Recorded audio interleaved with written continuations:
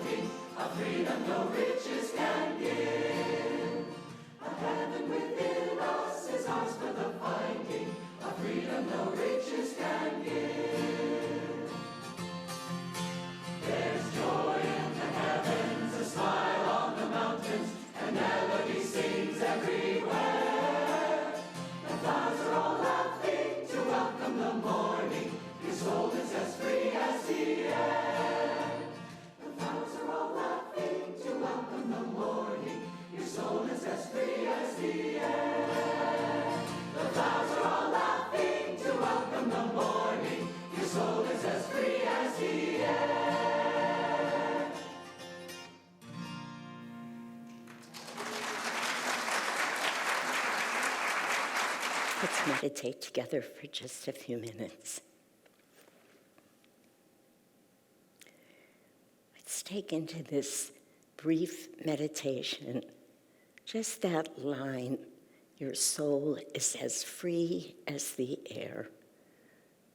To have an experience almost immediately of the expansiveness in knowing truth, of the experience in letting go of desires that Swamiji so perfectly says, desires are their shackles. And just to feel what it would be to be desireless, to be more expansive.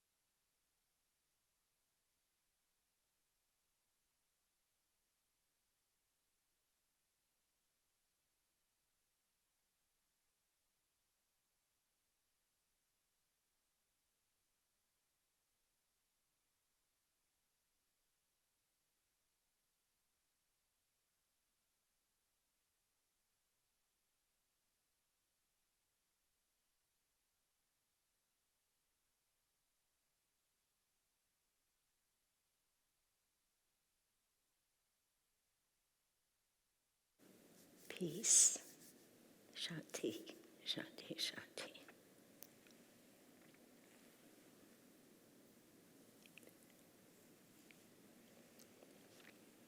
I was just sitting here contemplating intuition.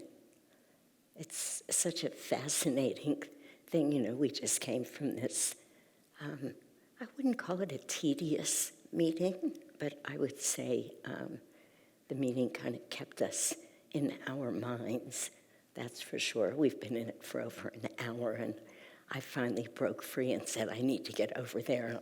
I'm teaching, so it was just like that. Then I walk into this temple, and I just thought, we should hear there's joy in the meadows.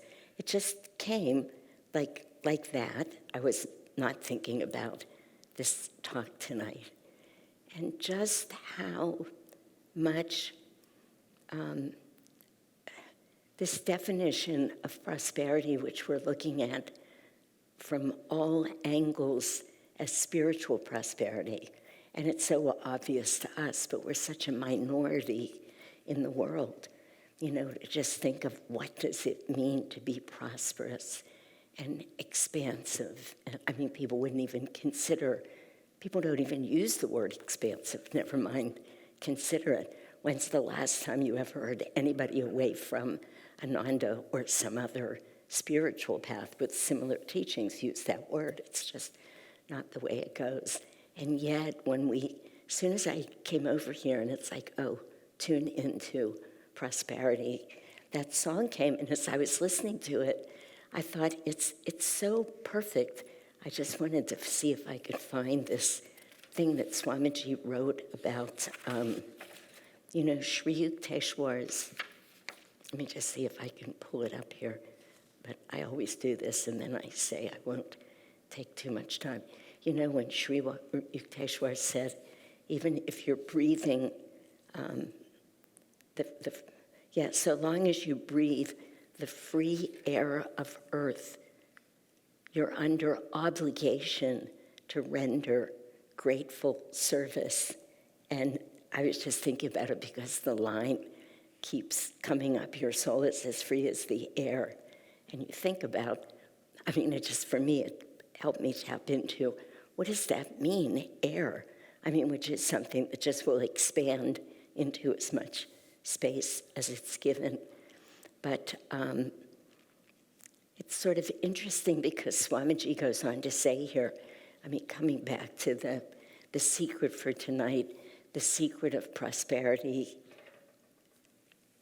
is generosity. Lakshmi, could you do me a favor? I forgot to bring my book, so I don't have the Swamiji's secret. I have to read it. If you could look it up and bring it to me.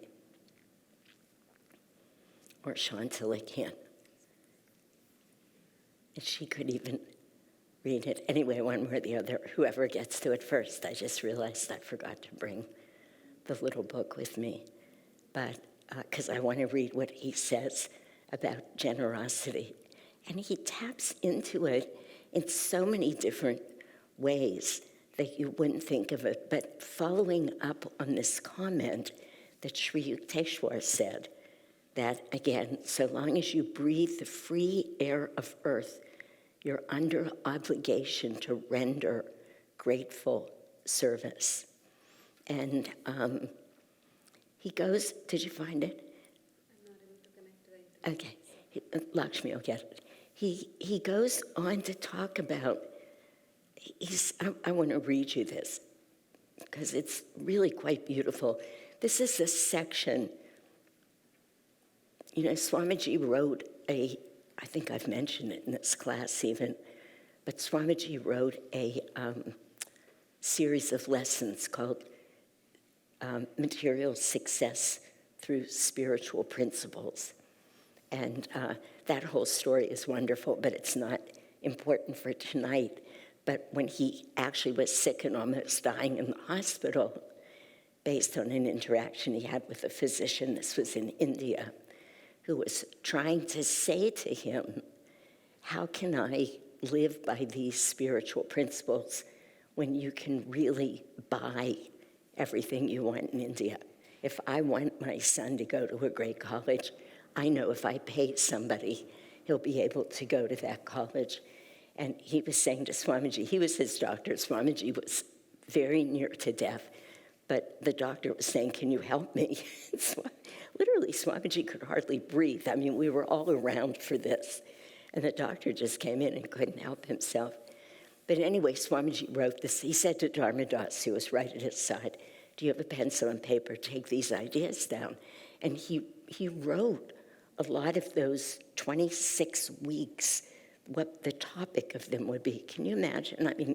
Just like that, 26 lessons on material success, but not giving up spiritual principles. And it was quite the work. I don't know if any of you have studied it, or it is really profound. It was too big for many people. It didn't really catch on here. It was expensive and it was big. I remember, Stephen, we tried to teach it a couple of times. So he shortened it and he wrote something called Akash. And I don't remember what that stands for, but those letters mean something. But it was basically a way of condensing his bigger work into a 6-week course that we could then much more easily teach, but still jam-packed with all of that. How do you live in this world and stay principled, but still make it? And of course, he was teaching it a lot for the Indians, which is interestingly where the course did take off. They put a lot of time and energy into it, but Indians were very interested in it, and one could actually understand why. Knowing the culture, which I'm not sure it's changed all that much, but particularly then, which was probably 15 years ago at least, was very different, or very much a part of the culture. Anyway, in this book, these lessons called Akash, there's a section in there that says 3 keys to changing your destiny. And section 1 in that, and this is all from those condensed teachings, is gratitude and generosity. So how do we change our destiny? This was, again, just one small part, gratitude and generosity. So Swamiji gives that quote of Sri Yukteswar's, that we have this under obligation. That's a powerful word for an avatar to say, actually, that you are obliged to render grateful service just by breathing, just by being alive. I mean, think about it, really, that we're also trained in service, but if you let that, again, this is Sri Yukteswar, who didn't mince any words, but he's saying you have to render grateful service. And then Swamiji writes, and this is about generosity. That's how we got to it here. I'll read this, then I'll back up and I'll read the secret for tonight.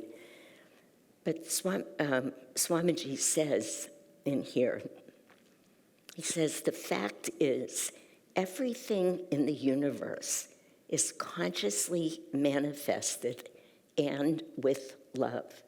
So that would seem obvious to us, but I'm asking all of us for a moment to just sit with that and go deep with that. Everything in the universe is consciously manifested and with love.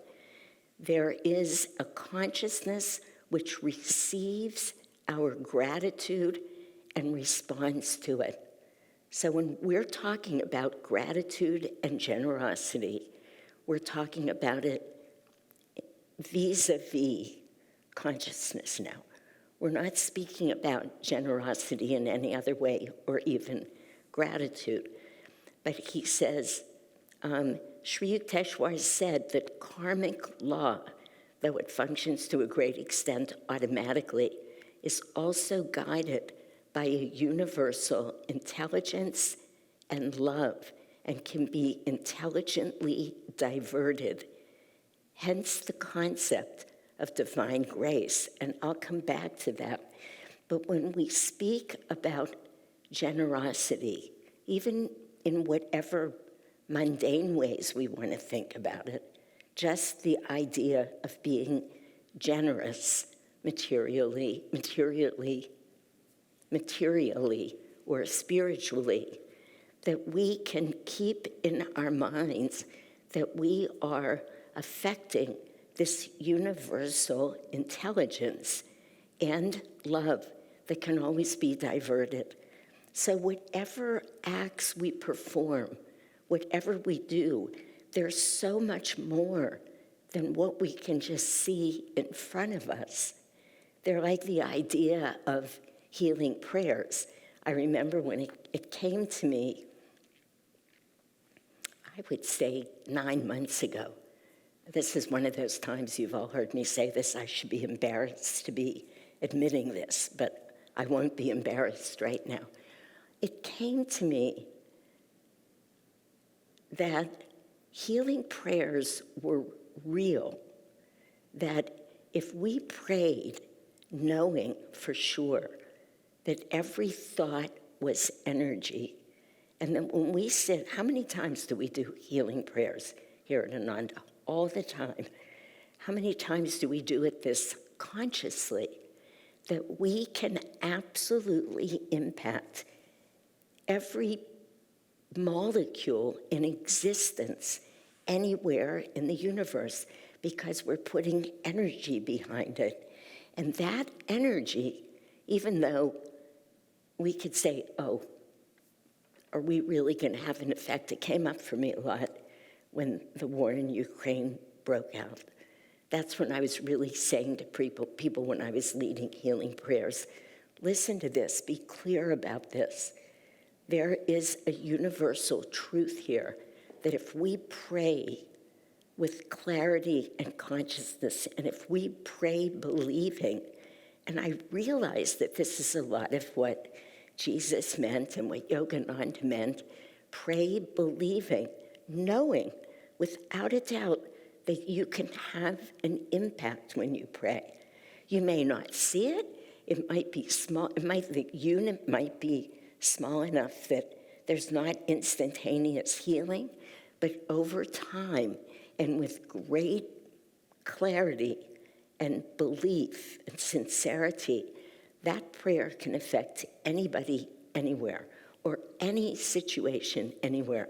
And when I read this today, and I was thinking about the idea of being generous, not just, again, generous in fact, in a material way, though that's always a good thing to do, to give people your time, to give money. You know, I was just thinking, because today was Giving Tuesday. This is the day today. So I don't know about all of you, but I probably got 40 or 50 emails asking for money, all to places that I've either given money to before or would want to give money. And then I said to myself, first I was saying, I can't afford to give all these people money. What should I do? And then I said to myself, that is a bad attitude. That's like a beggar's attitude. Of course you can. What if you gave $2 to each of these people, right? There's no cost. You're not even paying for postage because it's on the internet. So literally all morning while I was at home, every email that came in, I just gave them $2 because I I wasn't reading this yet, but I knew, because it's truth, that spirit of generosity, that somebody wasn't somebody there trying to feed people through Second Harvest or take care of animals that have been left in shelters, or the Red Cross who's trying to serve people around the world. Didn't matter what it all was. The truth was, nobody was saying no to them. Not nobody, I'm sure many people, but I wasn't. It wasn't no energy, which is confining, it's constrictive, it's downward pulling. It's a very particular kind of energy, whereas just the thought, absolutely, I'll give you something. Yes, I'm going to help you meet those needs and do the work that you're doing, because it's great work. And literally until I left the house, every request that came, I gave $2. Didn't add up to all that much money in my life. It really didn't. I mean, maybe I should have been more generous in certain places. But I didn't know how many more were going to come in, so it was a little scary, but it didn't almost matter. You know, the places I care about, I always give money to. What mattered to me was this knowing how much greater energy is, how much greater universal intelligence is, how much greater consciousness even is. Not than any of us would question if we thought about it, but we don't move through our lives as every minute as consciously as we might. I was this close to saying no, no, no, no, delete, delete, delete.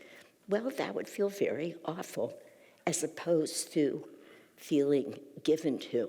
So when Swamiji writes here, everything in the universe is consciously manifested and with love. So he's saying there is a consciousness that receives our gratitude, our generosity, because this is called gratitude and generosity, and responds to it. And he says then, this is what is divine grace. This is what we call grace, is that consciousness responding to the energy that we're putting out. And this is in part, this isn't the whole story, and we know it, but when Jesus said to as many as would receive him, to them gave he the power to become the sons of God, is that if we adjust our attitude, if we hold this notion that every thought, every action, every time we respond to anybody, that we are having a tremendous impact on this universal intelligence and love. And he says, and that can be intelligently diverted. So he's saying we have enormous ability to control all of this energy, to control that consciousness that feels so much bigger than us by coming from a place with gratitude and generosity in this part of this reading. Generosity is so much bigger than what we think. And again, before I read this today, and I had that feeling, wow, they will feel so good just getting something, just anything, like somebody wasn't doing this. There's such totally different attitudes in the world. It doesn't seem significant. That's why I'm talking about it. You know, you get all these requests and you can't give to everybody, so you say no. But then as I was sitting there today, I thought, it is just that big. Now, I'm not saying we should all give $2 to everybody who asks us. That was just the solution today. But I am saying to be aware of this, to be ever increasingly aware of this generosity of spirit. So Lakshmi and I were just having a talk right before we came over here. Let me see if I can translate this. We were talking about being able to notice who people are and how they are, and notice everything about them, even if they're limited or if they're having a negative impact somewhere, or if we need to be, taking care of ourselves or taking care of our congregation or whatever it is, and how that's not necessarily a negative thing. So it's easy to think about it like, oh, if I'm a good person, I'm sorry about this, this is really annoying. James, can you help me? It keeps coming off of my ear, and it's... Both ears or just the... No, just this ear, and it's tugging on me, and it's... I hate...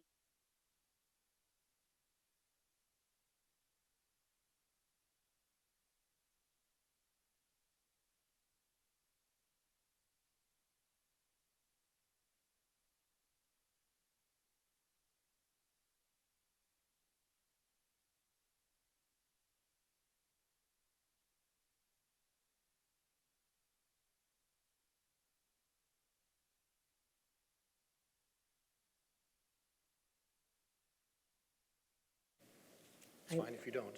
Yeah, let me just see if I can pull this.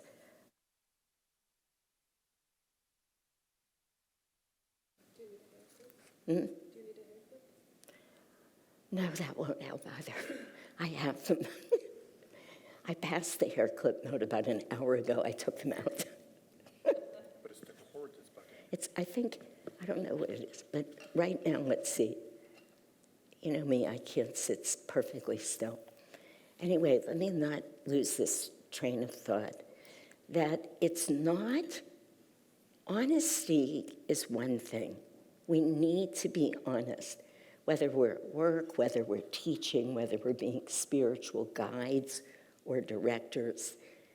We might have to notice things about people that are hard, like this person is misbehaving and it's having an impact, or this person is really out of tune right now.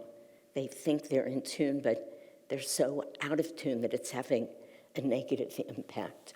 Or, I want to be careful what examples I use because I don't want to get so graphic that we start trying to figure out who we're talking about. But who belongs where in a class, in a community. And it can look very judgmental or gossipy or many of those things. No, it's in fact exactly the opposite. To be able to look, depending on your situation, what you're in charge of, what you're supposed to be able to be doing, with great clarity about what's in front of you, but to be able to hold that with a generosity of spirit. So it's not what we need to do or say or how we need to affect the environment, but it really matters about our attitude. And the attitude can be actually very generous, very compassionate, very giving. I think this is important. I will share a story with you. I was on the phone this morning with a person in England who I've been just working with a little bit, helping her. I met her on some teaching thing online, and she reached out to me. So I've been meeting her once every few weeks online just to help her through some stuff. And she had written me, she always writes me ahead of our talks, and she writes me these tombs. I would never read them. They're like 6 pages long.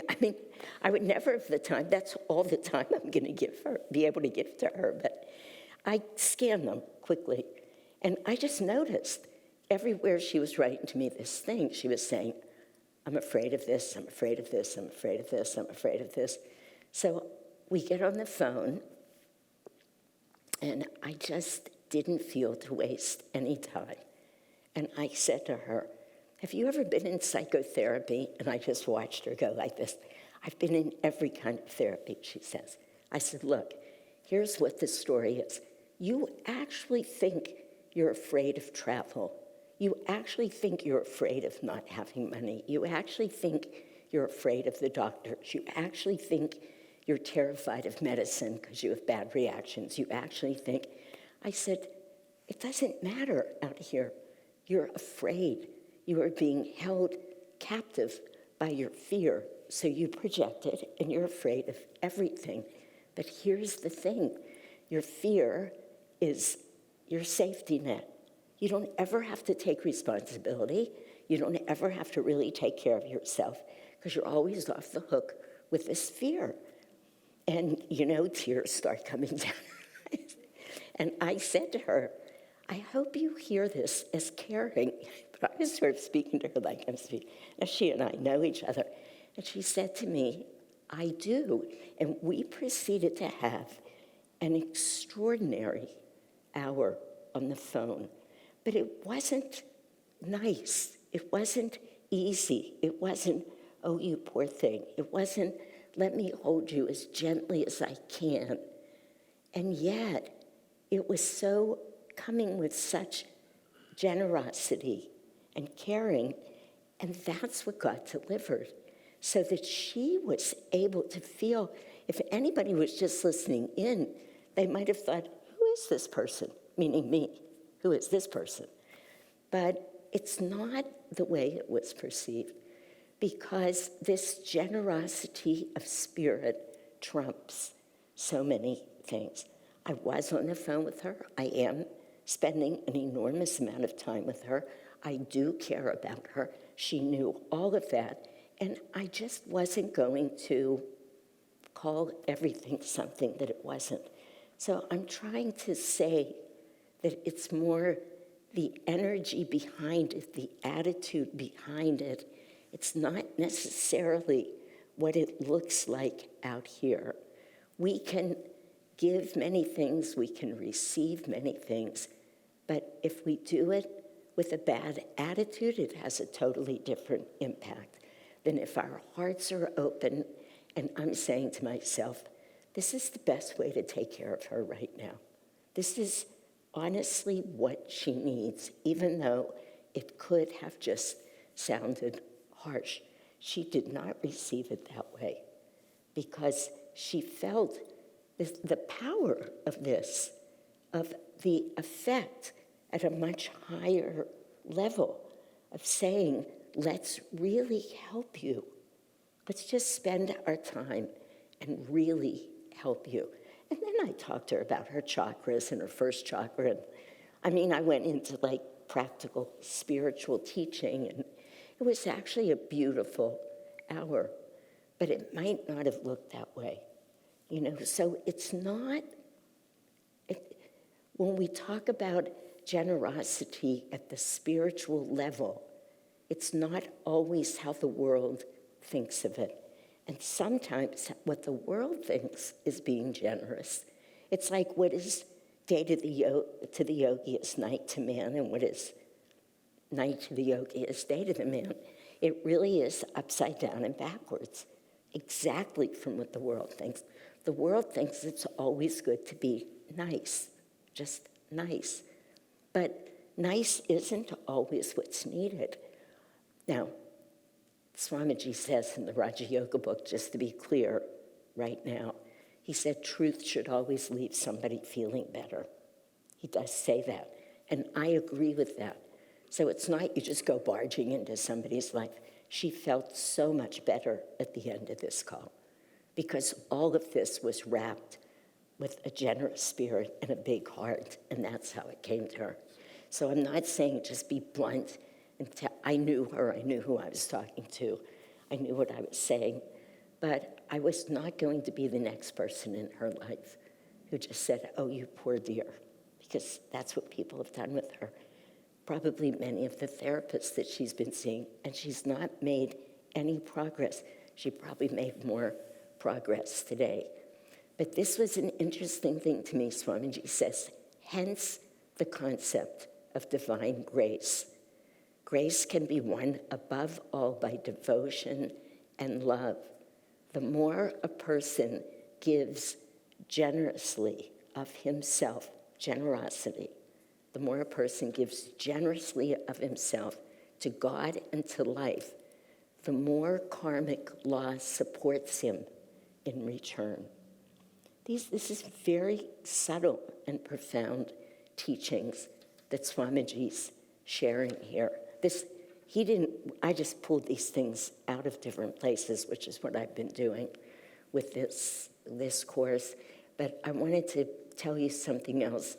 When he talks about karmic law, because that's what he says here at the end of this, he says the more we give generously, the more karmic law supports us in return. Swamiji says very clearly, we all know this to be true, but I just love the phrase he uses here. He says, karma is not about what's done to us. It's about what we're doing. So what we do, we give generously.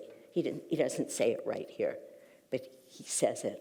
So he's saying, if we practice generosity, and again, it's not about the money. It's never about, it can be on the material plane. I love that song just came to me. I probably should have played it tonight. Somebody is going to have to help me out here. It's not is it the rope of gold? What's that called? The shawl of gold.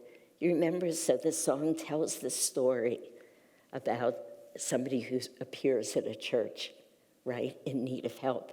But they say, get out, like you don't belong in our church. It's a whole long song. I'm not going to tell it. But there's some other sort of moneyless, in need, maybe homeless person who finds him, and it takes a few of her little shreds of clothing off and wraps it around him. Anyway, it all turns into a shawl of gold. Do I have this right, or am I mixing two songs? Okay, good. Because, why? Because it was the spirit with which that song just speaks so beautiful. It's a very deep and touching song for those of us who know it, but it speaks so beautifully to that. Here are a church full of people, and nobody could open their hearts in any way. But this other person who had so little not just gave him a little bit of clothing, but cared about him, saw him, loved him exactly as he was. And then the little shawl that was falling apart turns to gold. It's just, we hear it in the song, but the teaching is so deep, so that is incredible karma that comes from those kinds of things, because it's not about anything that's done to us, but karma is created by what we do. Swamiji's words are, it's not so, the law concerns what we do, not what is done to us. So he's saying, when we want to change our karma, and when we want to free those vrittis, when we want to allow energy to move, that this spirit of generosity is so very important. And it happens on every level. Just today, Lakshmi and I drove over to my house to max it for a few minutes in between meetings, just like at 4 o'clock. We were having a little conversation. And I said to her, I'm simply practicing with deep focus, because I wasn't always doing this. I just need to see what is absolutely best in this person. It really mattered to me. I mean, of course you would say, well, of course, shouldn't we all be doing that? Well, it would be nice if we all did that, but in all honesty, do we all always do that? It's hard to do that. But I said, I just want to do that. I'm really focused. I need to practice and do that. Whether I succeed or not all the time, that desire, that energy, that willingness, it was new to me in this situation. It wasn't how I had always been. And I just felt such a release of energy, an upward flowing, heart opening, that how important in so many different ways and in so many different aspects of our lives, we are moving energy at the most subtle levels beyond our imagination. We really are affecting our chakras when we behave generously. That's why Swamiji can say, let me just read this.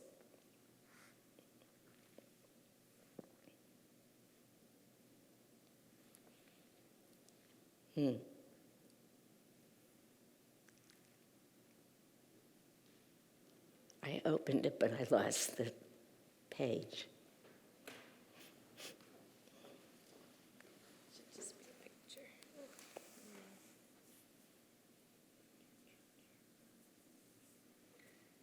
Oh, you took a picture of it. Okay. Swamiji says, the secret of prosperity is generosity, for by sharing with others the good that life gives us, we open up the well springs of abundance. I love that phrase. He says, By sharing with others the good that life gives us, we open up the well springs of abundance. He doesn't quantify the goodness that life gives. He says, whatever goodness life gives us, that if we share that, we open up the well springs of abundance. You know, this is why tithing is so meaningful too, because you're sharing a percentage of what you make. So you can never be more or less in the hole. You're not saying, somebody's not saying, give $500 a month. Well, what if you don't have $500? But if you've said, I'll give, let's just say 10%, it doesn't matter. Most people are not giving 10%. That doesn't make them bad. It's a lot of money and it freaks people out. But just because it's an easy number to work with, if you're making $500 a month, and then you say, I'm always going to give 10%, so you give 50 back to God. Then the next month, if you happen to make 5,000, you give 500. You're always in direct proportion. So it's not how much abundance we have, it's sharing that. Then we open up the well springs of abundance. And I think that we just used that phrase in a letter that we sent out, that tithing letter. I'm pretty sure now I realize where it came from. I didn't know that, but it's just ringing a bell, and I wondered why. Swamiji tells a very interesting story of what was happening around the time of the lawsuit.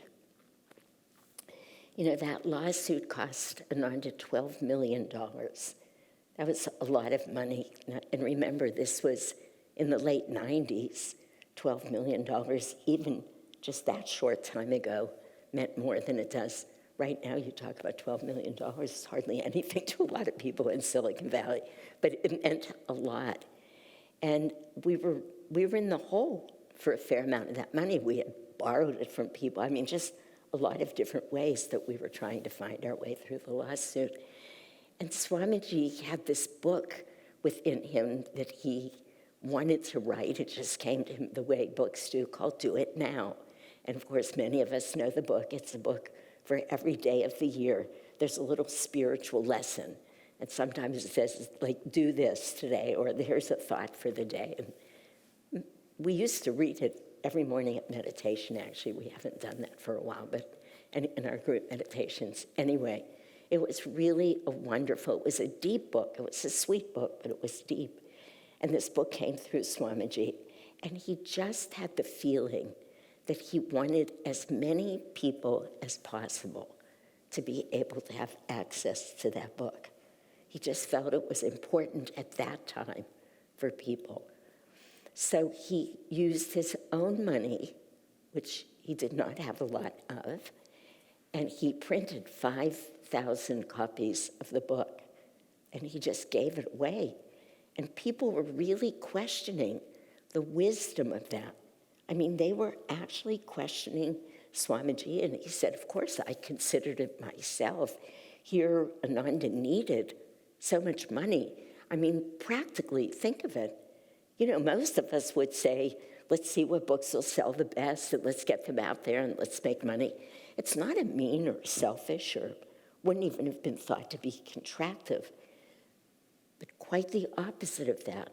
Swamiji just felt so expansively, people need to have this book. He printed it, and he gave it away. And he said,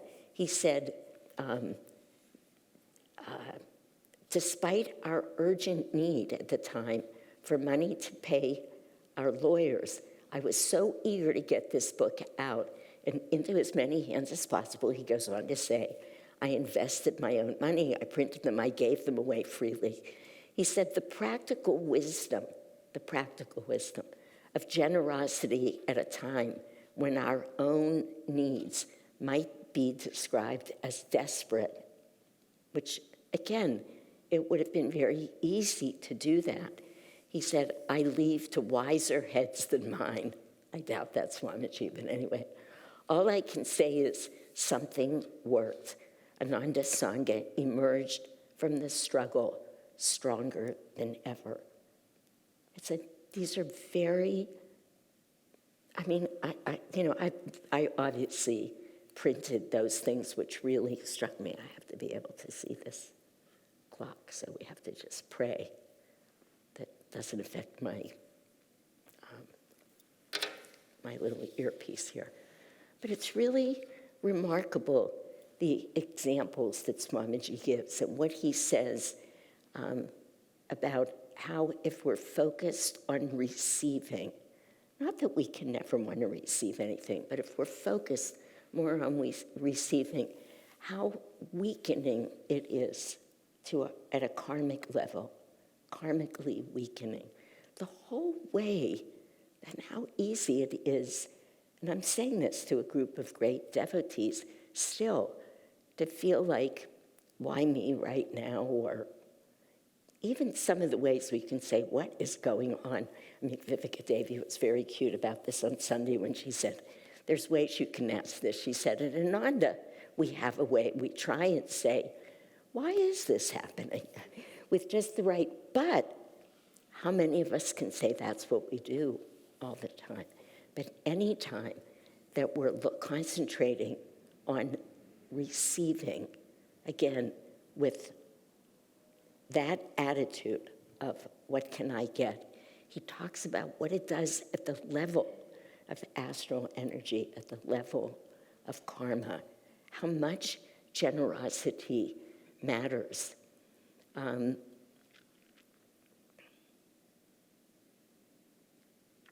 just want to reach the main points and then I'll stop soon and we can talk a little bit.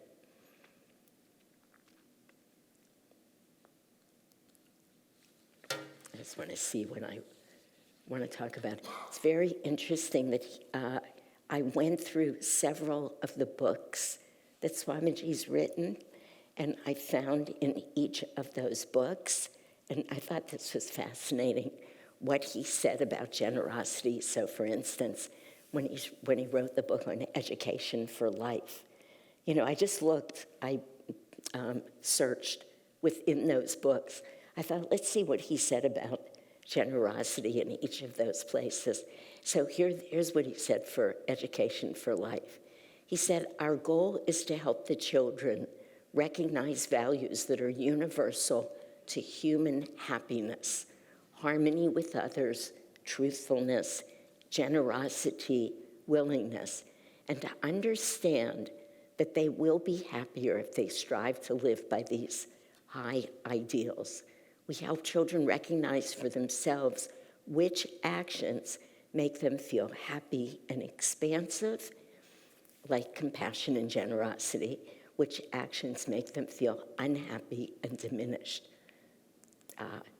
Selfishness, restlessness, he just, again, when you think about every way that he brought this, how do we educate our children? How do we teach children the depth of meaning of generosity? I remember for years, I would say to many of my friends who are not on a path, when the holidays would come, Thanksgiving and Christmas in particular, why don't you take your children and let them serve at a soup kitchen with you, or give, have them collect some of their toys and give them away. Those ideas were as foreign. These were good friends of mine, but the idea of generosity, and he says it so concisely here, and instilling it in children, what absolute brilliance is that? Who thought? None of us grew up this way. No, we did have, I'm sure, parents who tried to teach us good things, but to have this be woven into our whole educational system. And then in his book on marriage, he says, generosity has the self-fulfilling effect of softening the heart. That is such a beautiful way of speaking of generosity. And he says, then we can achieve what we truly want in life only with softened feelings, only when the heart is soft, he's saying. an expansion of inner joy. And it's true. You think about what happens when your heart is hard or closed, if you're protecting yourself. You don't have that feeling of an expansion of inner joy. So I have many more notes, as always, than what I'll go through now, but I just like to open it up for conversation and see, who has examples or experiences or comments or questions? Anybody?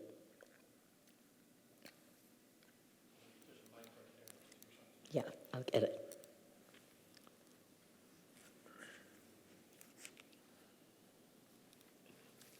Well, I just wanted, is that on? It's not on. Slide it.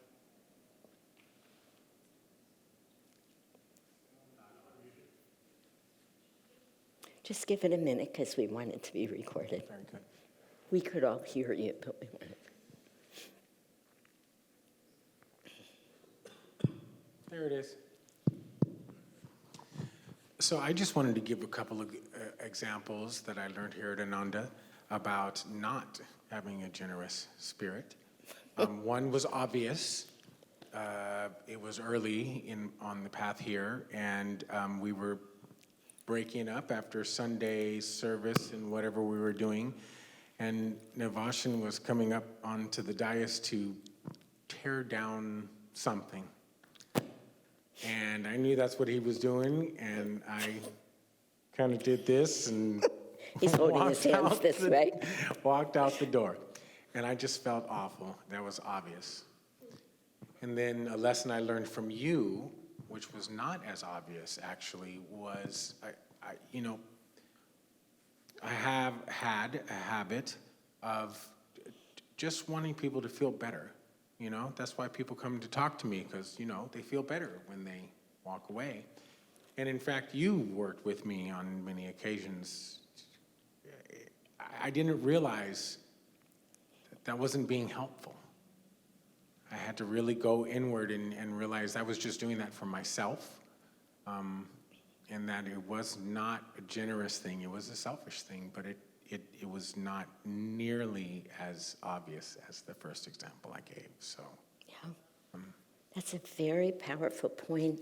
I alluded to it before, but if somebody knows this real saying, feel free to interrupt me. It's just a sentence, and it's more psychology. It was in a psychology book that says if you hand somebody a Kleenex the minute they start to cry, it means you don't want to know what they're feeling. It is a way of shutting down. That it's said much more eloquently than that, whatever great mind said that. But I think there are many times in life where we do that. If we think we've helped somebody just feel better, we think we leave feeling better. But we haven't necessarily spent the time, the energy, tuned in. And just the way I was speaking about that woman in England today, that sometimes we have to hang in there with the hard stuff with people, but with a generosity of spirit, right? So I'm really glad you brought that up. There's one other thing that's very important to your point. I think the words riff off of that, but I just want to say, because I hope it's okay for me to share this story. This was about your two friends from childhood, and they're no longer on the same path that you're on, sort of at all, but you've loved them a great deal all of your life. And David was talking to me one day, stop me if you think this is too personal. No. And one of them, after a long story, it doesn't matter, we were together a long time, David said to me, he was talking about the cost of trying to go and be with this friend and help that friend, because it meant he had to keep meeting the friend where he was, which was in a state of great darkness all the time. The friend just couldn't couldn't or didn't want to, those are sometimes hard to tell, get out of it. So to meet him, David had to go back into these dark places. And he said to me at one point, we were talking, well, I think if I don't go, he might kill himself. You remember? And I said to you, and? I mean, just that, which could sound brutal. You know, are you telling me I should let my friend kill himself? I said, no, that's not really the side of it that I would land on. But I will say, we actually, and Swamiji has said this, he said, in all circumstances, you also have to consider your own karma. And this comes true in many ways. In a situation like that, how many times do we leave the light to go to the dark, leave the light to go to the dark? And this place was very dark until we say, I can't help you. And we have to watch our own karma. So it's not selfish to do that. Swamiji has also said that even in terms of at times where we're trying to help somebody through something in certain ways. I have examples, but I don't want to use them right now. But where we have to ask ourselves, are we responsible for somebody else's karma to the point where we sacrifice our own? Or if I'm just going to leave it like this. The guidance from Swamiji, which was saying, remember, you have to consider your own karma. Sometimes you can't share the lessons with everybody that you'd like to share. There's certain things you just can't do, because to do that would take you so far off course. So this is such a question of balance, and I'm really glad that you brought it up. But generosity is not always what what we would have thought it was before. But how can I leave my friend? How can I leave my friend? How can I let my brother or sister or family member go? Sometimes we just have to. It's not easy, but we have to do it. And we don't know their karma. We're not responsible for their karma, actually. We're responsible for being the best person we can be in an all-around way, all the time, being the best we can be. It may just be that people need to, just like they say in AA all the time, people really need to hit bottom. Sometimes that bottom looks like a suicide. They just have to. Then karmically, they'll be able to move on next life and make better spiritual progress. We don't know.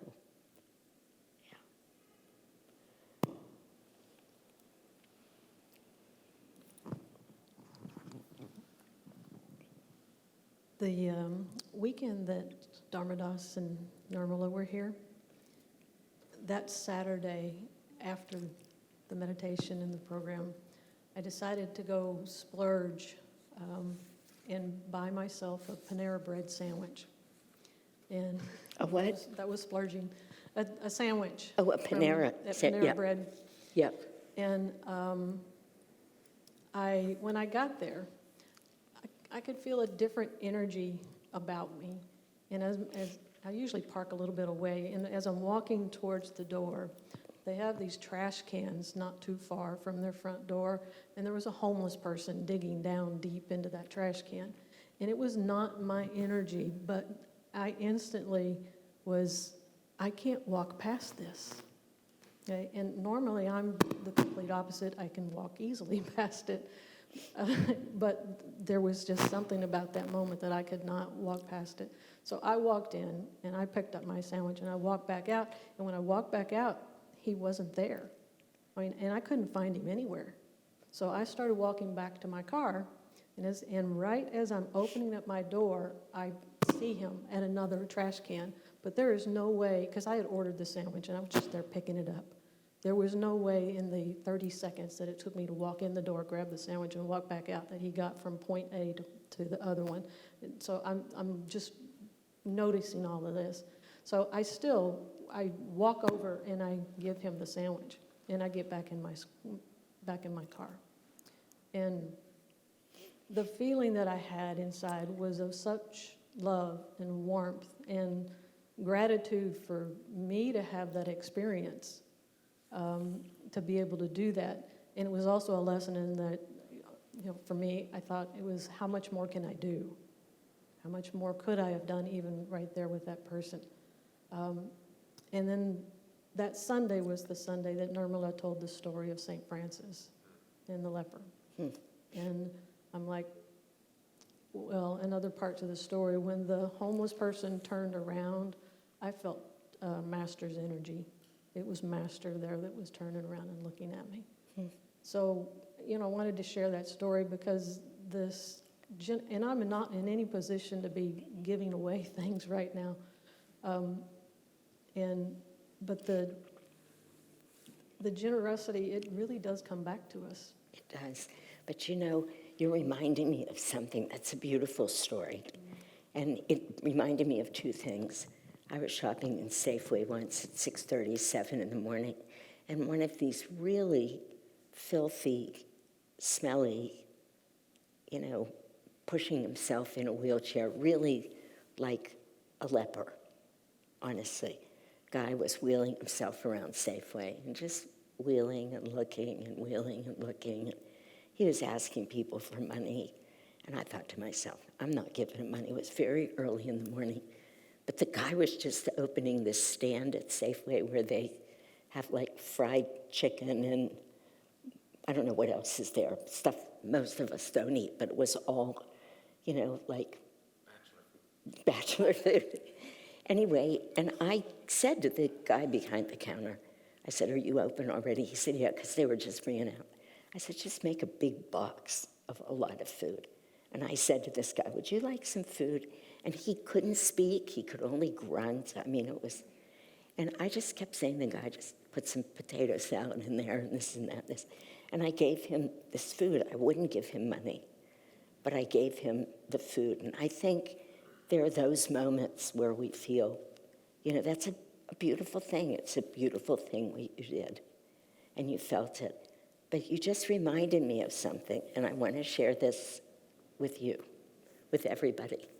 Somewhere in these notes, Swamiji says, because you just said the words, I'm not in a position to be giving away a lot right now. Swamiji says, give within your purse. He said, this is a spiritually correct attitude, but what you can't give physically, give with right attitude. Bless a person, pray for a person, do what we can do. I thought that was such an important lesson. I wanted to say to you, I understand that. That's what I did in Safeway. I get that. It's like, God, we have to be able to give. But that is and when I find it, I'll send it out. It was very important. Give within your purse is what's spiritually correct. But whether you actually give or you stop and you just love that man the way you did, because the love it was beautiful what you did. It was beautiful. And the love was probably the biggest part of it. Swamiji tells this story of both of St. Francis and of Mother Teresa. He said, why do people love them so much? It's not because of every specific act that they did so much. It's because they feel the love in their hearts, the generosity of spirit, which I actually know is who you are. I know that about you. So I'm saying it because it's important right now, right? Yeah, okay.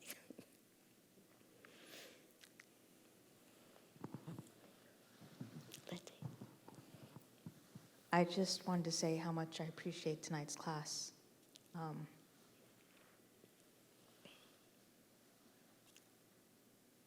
I thought I was ready to talk. I don't think I am. My heart often is closed or hard. And I, for a long time, was praying for consideration, but generosity has much more of a heart feeling. And I think that's more to the root of what I can use more of. That will help me in everything, my money,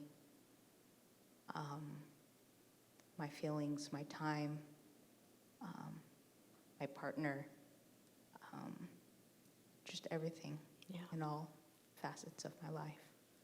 That's such a deep thing for you to be saying it, and such a beautiful, through its honesty and its depth. But you just reminded me of what Swamiji has said.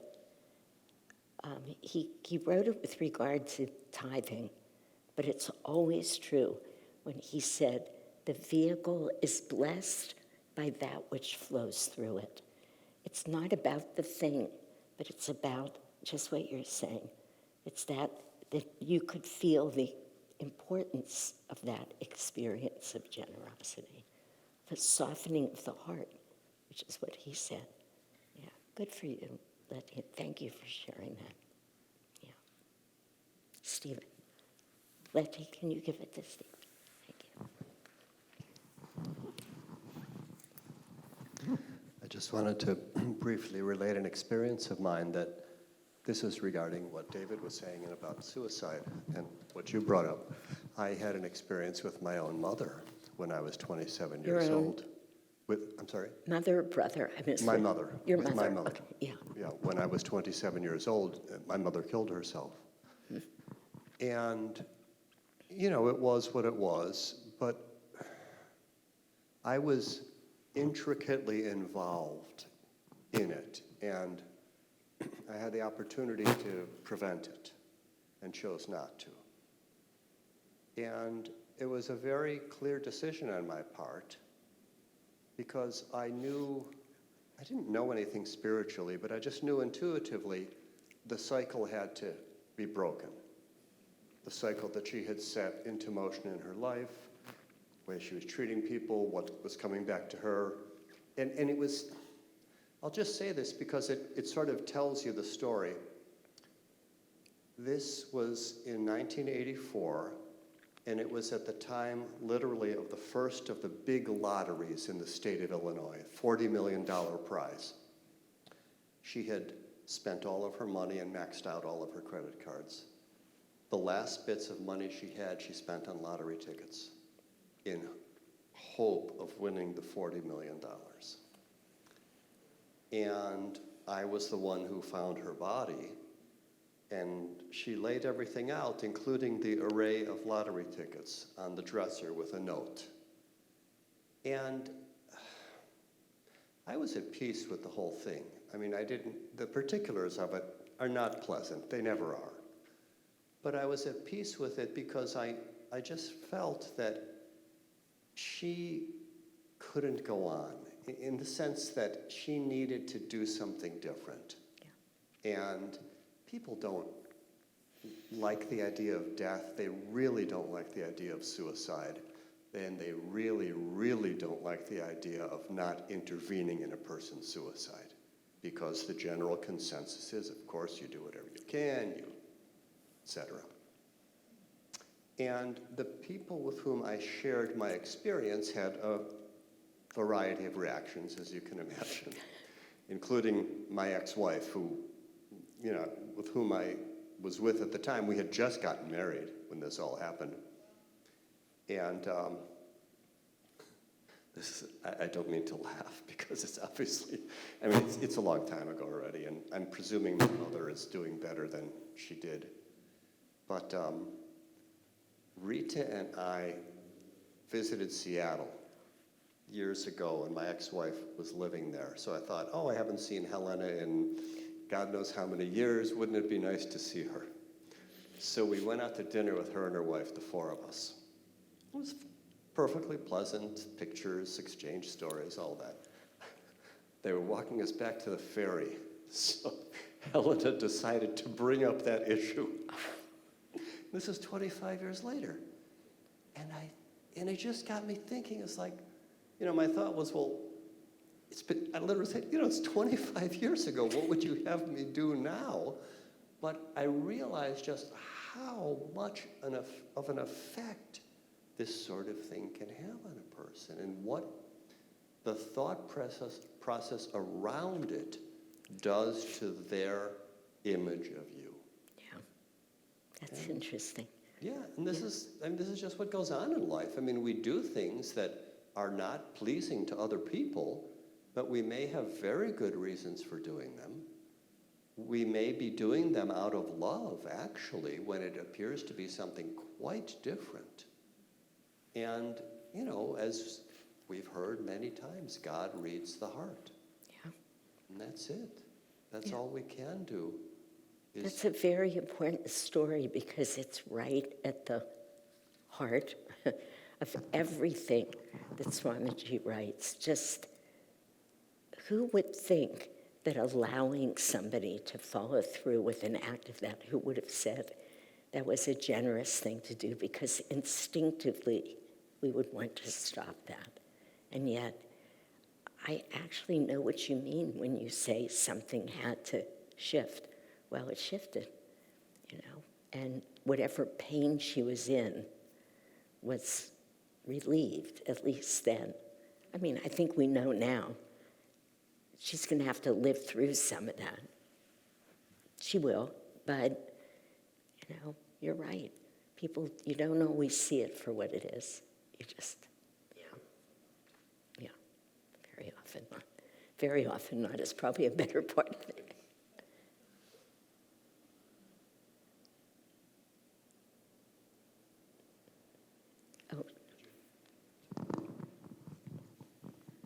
I have a question with generosity, and of course it's always good to practice generosity and give everything you can, and continue to give your energy, your time, and your money, and whatever way with helping a lot of people. But there is also the verse in Bhagavad Gita that talks about giving sattvically versus giving rajasic and giving in a much lower energy, tamasic way of knowing when to give, what to give, and to whom, and whether it's helpful or not. How does Swami say that we know when is it the right moment to give? For example, in some places in India, there are just so many people who just have nothing and they're always begging. And there is also an effort to change that consciousness of begging by not giving money. And they're coming to you and your heart wants to give, but you're also trying to change something with the habitual pattern that they've developed. So how can you still be generous when you're trying to do the right thing? Yeah, it's a very good question, actually, and it's a hard question, I think, probably for many reasons, I mean, it's good and it's big, but, life is a question of balance, and it's also a lot about developing deeper and deeper and deeper intuition. And I felt this my last trip to India. I mean, just to use your example, but we could find it anywhere. I was in Pune with some friends, and I was passing somebody on the streets. I had not given away in this way. I hadn't given anybody any money. Not yet at all. I'd already been there for like 2.5 weeks. I hadn't touched my purse in that way. I felt very strongly about this child that was in front of me, that I should give her. I just felt it. And I went to do it, and my Indian friends wouldn't hear of it. Now, for those of you who haven't been to India, it's tough to describe what it means to come up against the force, the Indian force, when they're so sure that they know things you don't know. They're Indian, they know about India, and these are friends on this path, highly evolved friends on this path. And I kept saying, I really feel deeply to give. And they kept saying, you cannot give. And to this day, I can feel that energy. I can see it. I am sick that I didn't give. I let it go. To say I'm sick isn't the right thing. It would have been right for me to give that child money. I just tell you, I was in Mumbai the year before, and we were going from somebody's home out to the airport, and there were a lot of us, and it was inconvenient. And we were with our Indian friends who do this all the time. And the driver, the Indian man, went to tip this man so little money. Even for India, so little money. And I said, I have to give this man more.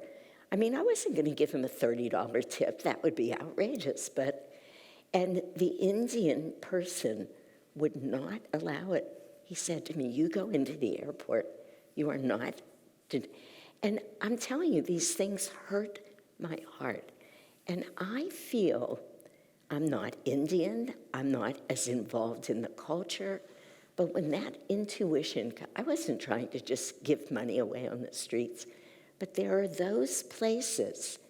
And I remember Sant Keshavadas, you've heard me talk about him.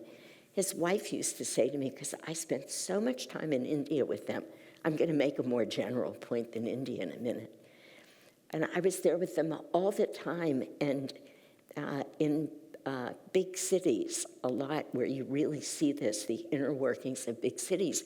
And the kids in particular, if you're white, they come up and they're these filthy little things with snot coming out of their nose, and they're just a mess, and they're hanging on you. And she said to me, Shantima, I always just sit, and when my heart tells me to give, I give. And this last 2 trips to India, with these 2 instances, I'm so sorry that I didn't just do what I felt was right. On each trip, it would have been the only time that I did it. But I tipped people the way I wanted to tip. This is part of what Swamiji says. You have to think of your own karma. I didn't want to give somebody 5 cents who had just spent the entire day taking me all around Varanasi. No. And I didn't care if somebody said to me $4 was too much. $4, for God's sake, let the man go home and feed his family that one time. It's just, and in Varanasi, I did what I wanted. I felt much better. I understand there's a system, there's an order, we have to be respectful. I think finding our intuition about generosity is so important, because it is that line that I can't find right now, but it is what Swamiji said, where I was just quoting this to Shankari, where he said, always give within your purse.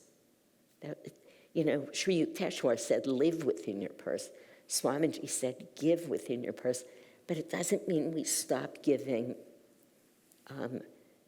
of our heart and that kind of love and support, because we know that energy has a huge impact. So I think we just need to keep tuning in when, how much. People ask me this all the time. How can I balance my life? I want to do this. I want to give time here. I want to give time there. But then I'm overloaded.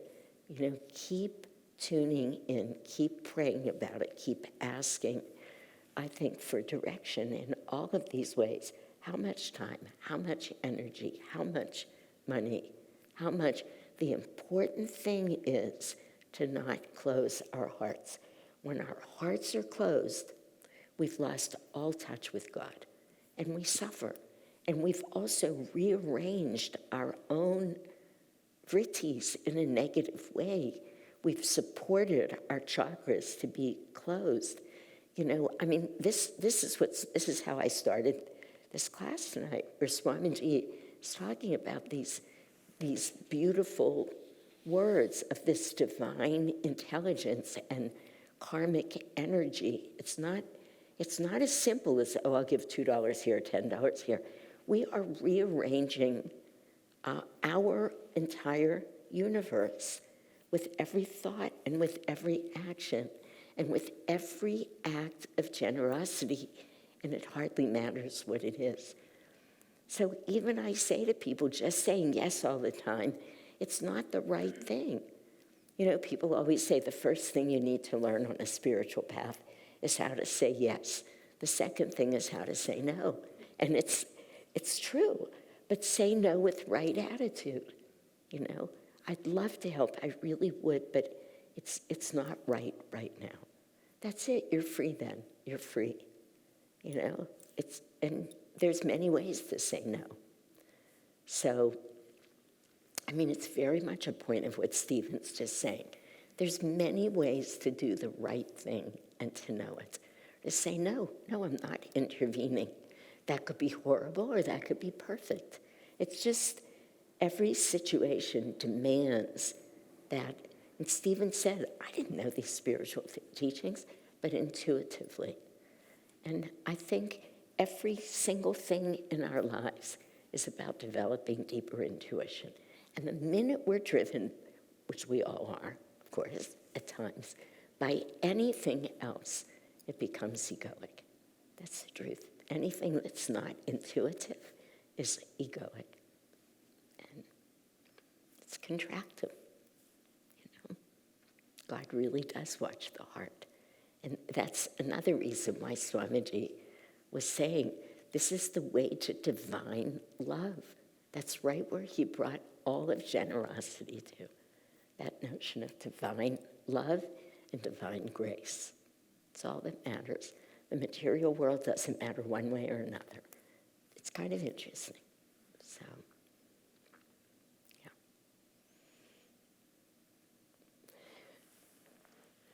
Okay. We're few but mighty here tonight, huh? Thank you. I love this engaging at the end of these, not the end, the last 30 minutes. It's wonderful, it's deep. Thank you all.